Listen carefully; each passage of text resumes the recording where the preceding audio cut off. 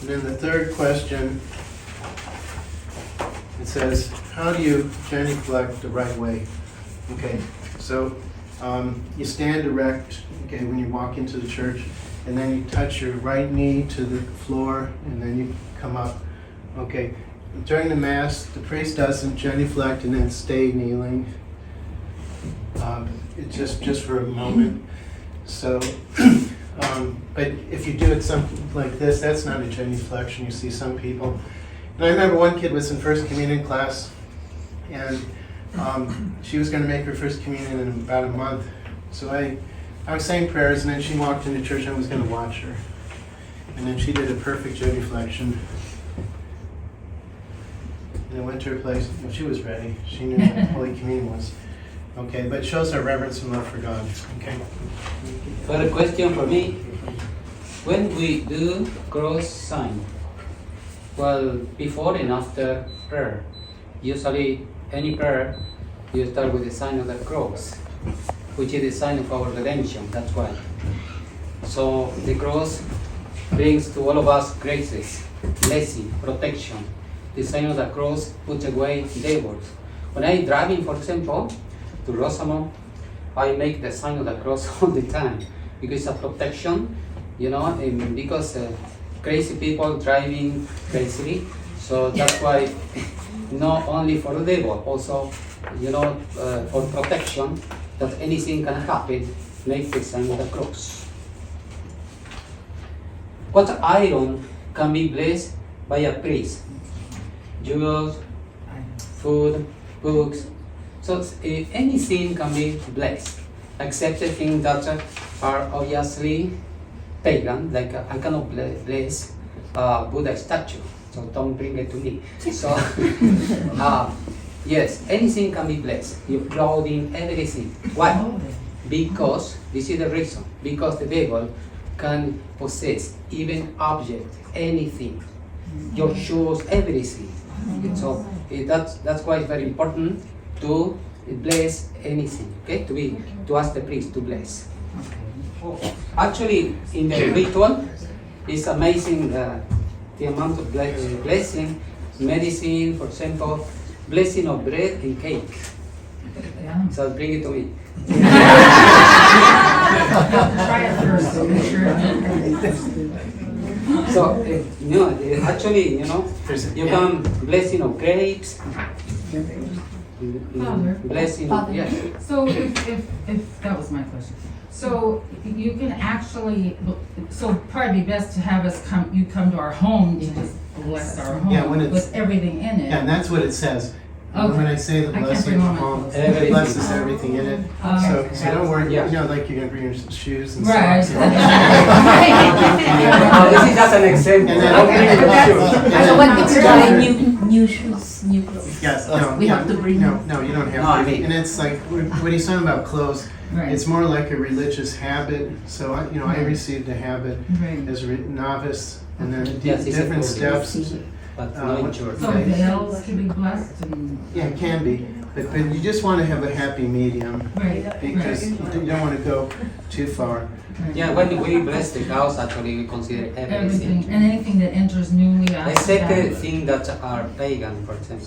Yeah, and then like, Buddhas or whatever. sometimes people bring us a rosary with that Paul VI satanic cross, that broken cross. This is not So so I'll take the cross off, put a new one on, then I'll bless it. But that's what he's talking about, just common sense, yes. Mike had some first. How often should we have our house blessed? I mean, once is sufficient. Once is And then done. what you do is, like Father and I, once a month, we do an exorcism of this whole property in our house. And then every night I bless the house with holy water, say a few prayers. So it does, the priest, he only has to do it once. The enthronement to the Sacred Heart lasts a lifetime, even if you move to a different place. But as far as your home, use a lot of holy water. And then, but if a priest blessed your house once, that's sufficient. Because we're so short-handed.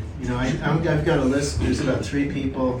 There's somebody in Palos Verdes, I gotta bless his house. There's somebody in Tehachapi, they want me to bless their house. Somebody else. And I have to do first things first, but that's why I'm saying we have a happy meeting. I have a real quick question. This is sort of in regards to that. It says to sprinkle holy water for the dead. How do you sprinkle? Is it- How do you?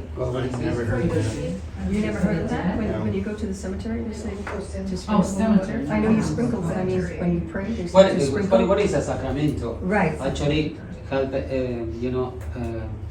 in the spiritual way, actually, it's kind of like a prayer, when you go to the cemetery, you can bring just holy water. But it's not a ritual. Actually, when the priest bless the grave, everything, yes, he's bringing holy water.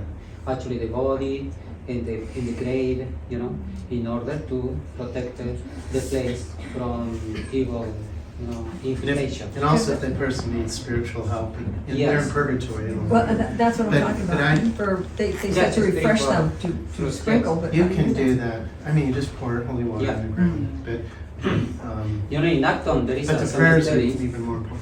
In Acton, there is a cemetery, and for 2 years I was passing and praying and praying and praying. And until one person told Father, this is fake. Nobody is there. Because they make a movie there. So my question was, why they don't clean it? There was weed everywhere, but anyway, I used to pray. So. Father, so at night, let's say that when you bless your home with Yes. holy water, is there any special prayers you should be saying when you're Okay, sprinkling water okay, on the, on your home yourself? okay, on those Catholic daily prayer cards, it's got night prayers. And it says Visita Quaesimus. That's, we say that with the divine office.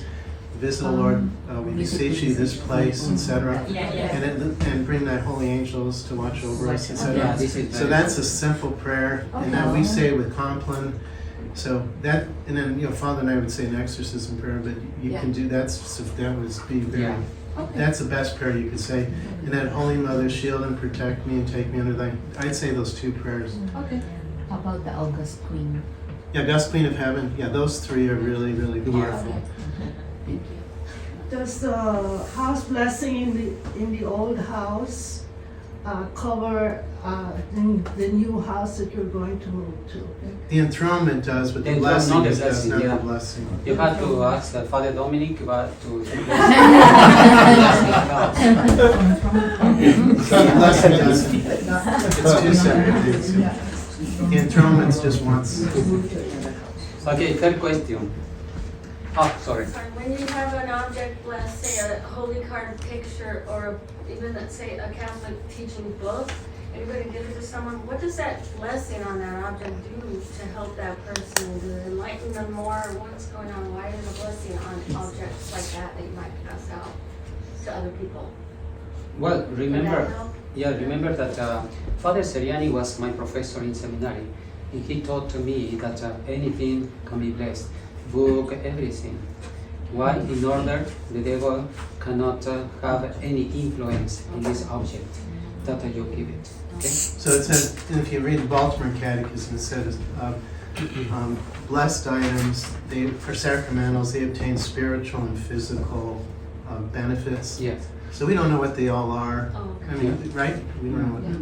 It's kind of like you open the door and I'll fly immediately. The devil is something like that, that we have to be, prudent. Actually, in the ritual, there is a blessing for anything. How about our brains? For anything. And in the ritual, you have blessing for anything. So when I cannot find a blessing that somebody else brings, some, I don't know, whatever. So I bless with anything. It's the same. The object is blessed.